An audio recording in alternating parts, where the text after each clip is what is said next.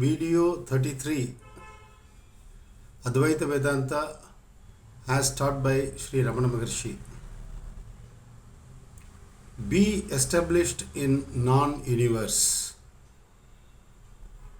This is one of the sentences that we find in Devi Kalaottaram,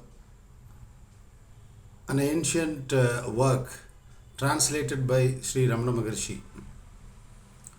In that he says, Nirprabhajate Nilai. Prabhanjam illon non pin. These two sentences occur in two different songs.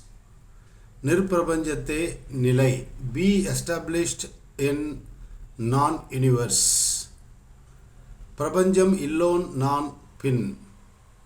Hence, I am one who does not have universe. What does this mean? How to be established in non-universe? The whole trouble of identification arises because we as pure spirit are identified with matter. And the first matter is the body, the upadhi, body. Pure awareness, pure consciousness, Suddha Chaitanyam, if it remains disidentified with any matter for that matter, we are realized. We are in what is called jnanam. The trouble is the mechanism of identification with matter. Simply put, spirit versus matter. So in this line he says, reject all matter and be just pure spirit. That is what it means. Because the entire universe is nothing but matter, including our body, our mind, the world in which we live, and the entire universe is just matter. And hence he says, Nirprabhanjate Nilai. Be established in non-universe. This is a state which results fundamentally from foregoing all our desire for matter. It's a hard test for any human being who wants jnanam or mukti, liberation. This is the acid test.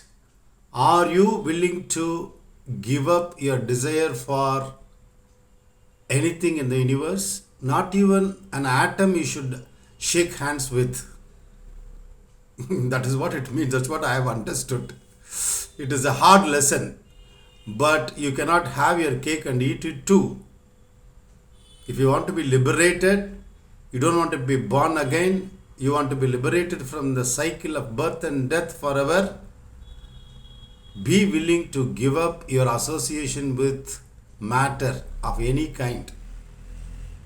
And the matter that is very closely, intimately associated with the spirit is the body, through the mechanism of identification, through the mechanism of what is called Chit Jada Granthi, what is called the knot, K-N-O-T, knot between pure awareness, pure consciousness and matter. And this accounts for the phenomenon of the cycle of birth and rebirth. Birth, death, rebirth. Birth, death, rebirth. It's because the memory that is associated with the body, the memory of having lived a lifetime, doesn't go anywhere. On the death of the body, the prana, the breath, carries all the memory and keeps it intact. And we remain in an unconscious state and we enter another suitable womb for rebirth. Then, once you are born in another womb, as you grow up, all these vasanas also govern your life. Along with the conditioning that you acquire in the new life, this old vasana or samskara predisposition also governs your life. Of course, what I have seen is that it does not surface immediately. Unless you had been very ripe in your previous birth, in your spiritual pursuit, it just lies dormant and hidden. At a certain stage in your life, When you are ready for it, it starts surfacing and starts governing the direction in which you move in your life. This is corroborated in my own life. In spite of my best efforts to be involved in the worldly life, I was pushed aside. I was made to step aside because of the dominance of the predisposition that I have brought about from my previous births.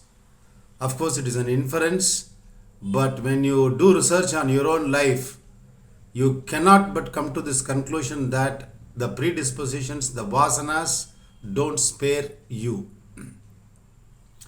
So this is the process of being realized. This is the process of attaining jnana.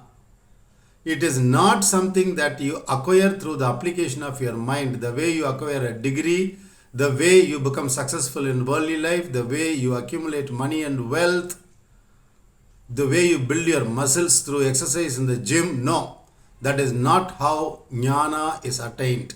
That is not how liberation is attained. It is not grabbing anything.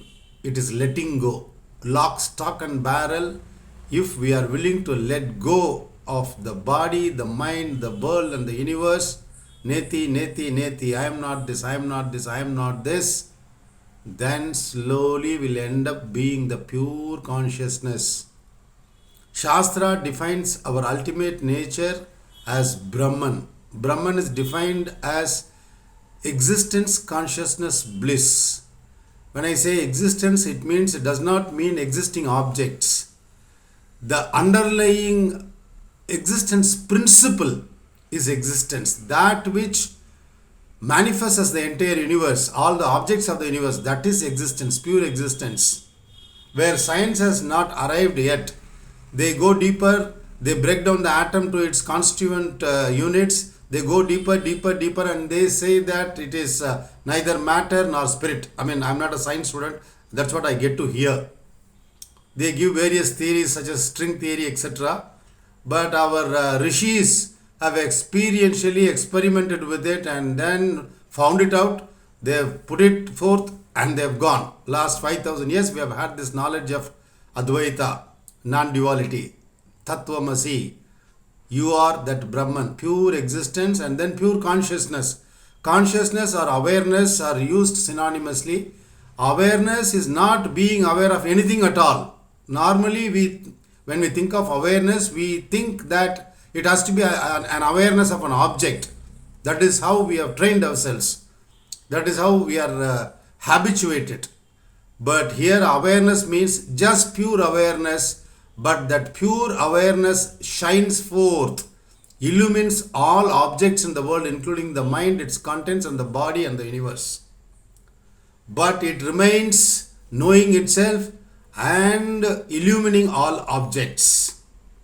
That is what is pure awareness. And then bliss. Bliss is said to be our nature. When we dissociate ourselves from the material universe completely, bliss emerges. And we remain in a state of bliss. And this existence, consciousness, bliss or Brahman is non-matter. And hence it is not born. It does not die, it does not age, it does not have space, it does not have time at all. The moment mind is born, everything is born. The moment mind is not there, nothing is there. Sri Bhagavan says. So, establishing yourself as non-universe is the real challenge. But to start with, it might sound an immense task. But slowly, as we start thinking about it, mananam, as we start thinking about it, reflecting about it again and again, we have to conclude and we have to come to this conclusion, inevitable conclusion, that if we want to be ourselves, because we say I, we use the word I, but without knowing the full meaning, the entire depth of the meaning of the word I, we are using the word. And Sri Bhagavan says, just look at who is in bondage and try to be liberated. He says, don't talk other things. Bhagavan is a no-nonsense person. So willingness to let go willingness to let go of our attachment for any matter in the world, cars, planes, rockets, dress, women, men, drink, food, nothing. You are not attached to anything at all. If you can be like this, then we are liberated. Be established in non-universe. I am one who does not have the universe at all. Let us think about it.